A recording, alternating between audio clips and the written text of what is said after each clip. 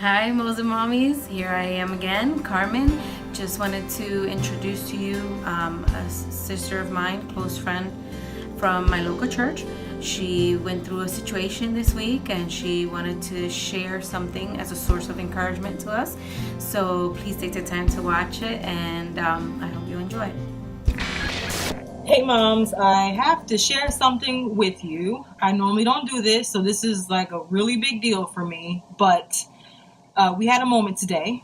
Um, Samaya, my 7-year-old, I have two kids. I have a 1-year-old and a 7-year-old. Samaya had a progress report, and she's in second grade last week, and she's been misbehaving. She has a substitute. Her teacher has been out for a couple of weeks. She broke her ankle, so naturally, kids take advantage of the substitute, right? We did it. And I prayed. I said, God, please reveal to me what I can do better as a mom to help her because I want her to succeed. I don't want her to fail. And she has to learn these life lessons now. Just because you don't like your substitute does not mean that you just get to do what you want. Because you may get a job and you don't like your boss. You just don't get to do what you want. You still have to focus and maintain and do it for you because your education is for you, not for your substitute. So we did all that. I prayed. I asked God to reveal. Fast forward to today.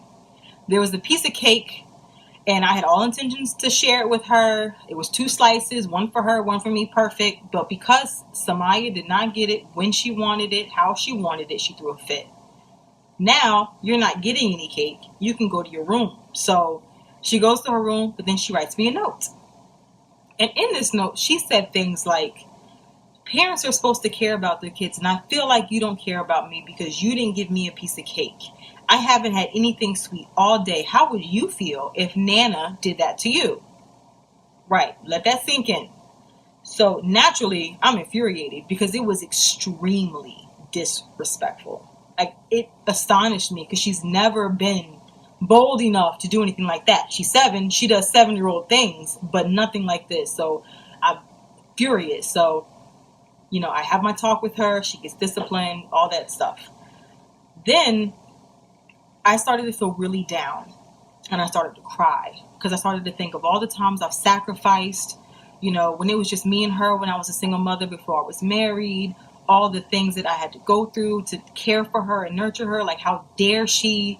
And I started to feel real down because then I felt like I failed. I failed as a mom because she genuinely did not think or know that it was disrespectful. Because as soon as I explained it to her, she broke down, crying. I'm so sorry, mommy. I love you.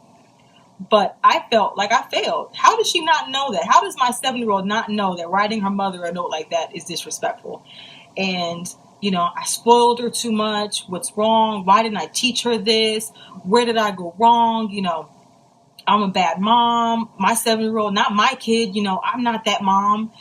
And, my husband, thank God for him, he comforted me. He reminded me how good of a mom I am. Then I took some time alone with God and I said, Lord, where did I go wrong? And clear as day, the Lord said to me, you have to forgive yourself.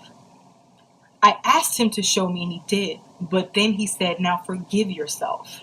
And I think a lot as moms, we forget that part. I think that when our kids act up, no matter what age, because they never stop being your kids, they're 35 years old for some moms and they're still doing stuff. And we're like, what are you doing? But we beat ourselves up a lot when they make poor decisions. And we don't spend enough time forgiving ourselves and spending that time with God so God can give us that comfort that we need as moms. It's hard being a mother, whether you're married, single, 2 kids, 1 kid, 4 kids, 5 kids. It's difficult and we're going to make mistakes. We're not perfect, but it's okay. It's okay. It doesn't make you a bad mother because your kid made a poor decision. God shows us things so we can redirect them, so we can repurpose them, so we can make sure that we teach them those valuable lessons. But we don't need to forget that forgiveness part. We have to forgive ourselves as moms.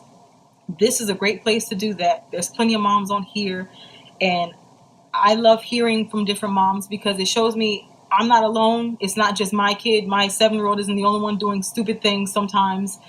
And today was a day of revelation for me that I'm a good mom and I have to forgive myself and that I'm going to make mistakes. And your kid is going to make mistakes. And that was really shown to me today. It really hit home. I mean, I was boo-booing, y'all. It was ugly. It was like snot. It was really bad. So Today was one of those days, and I wanted to share it with you because I know there might be other moms out there that are struggling with this, or just need to hear another mom say, hey, me too. Me too. You know, my kid did it too. You're not alone. Let's love on each other. Take time to call another mom, love on them. Take time with the Lord so he can comfort you, and take time to forgive yourself for anything that you may be feeling like, oh, I failed, because you have not failed. You are a good mother. It is okay. You're not perfect. You're not supposed to be perfect. Forgive yourself. Love on your kids. Kiss and love them. Redirect them if you have to. And move on and spend that time with God, because today was one of those days. And I haven't done that in a while. And I asked for it, and he gave it to me. And he gave it to me hard. So I had to share. I hope it reached somebody out there.